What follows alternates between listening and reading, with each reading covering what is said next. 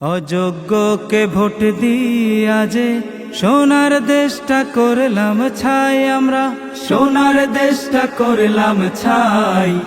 এবার আমরা দেশ গঠনে গো জামাতে ইসলামী চাই। এবার আমরা কুমিল্লা 10 গো ইয়াসিন আরাফাত ভাইকে চাই। এই দলের রাজনৈতিক কর্মসূচি অন্য দলের রাজনৈতিক কর্মসূচির চাইতে একদম ভিন্ন।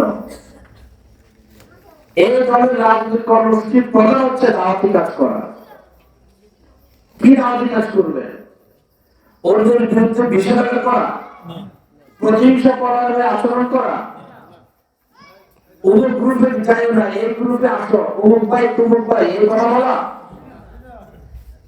আমরা আমাদের প্রধান কর্মসূচির দাওয়াত, আমাদের দাওয়াত হচ্ছে উদউ ইলা সাবিলি রাব্বিকা বিল হিকমা।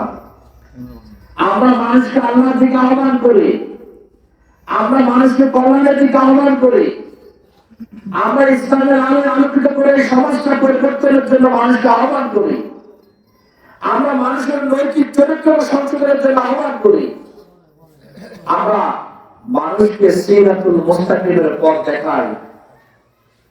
যে সিরাতুল মুস্তাকিমের পথে চলার জন্য প্রতিনিয়ত নামাজে দাঁড়িয়ে আমরা বলি ইহদিনাস সিরাতাল মুস্তাকিম সিরাতাল লাযিনা আন'আমতা আলাইহিম গায়রুল মাগদুবি আলাইহিম ওয়ালাদ-দাল্লিন।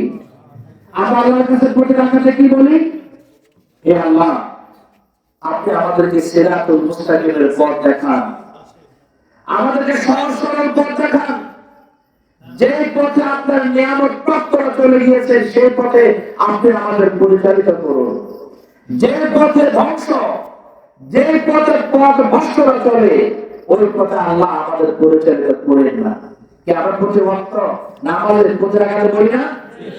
জামাত ইসলামী তার প্রধান কর্মসূচি হচ্ছে এটি, মানুষকে কল্যাণের পথ দেখায়।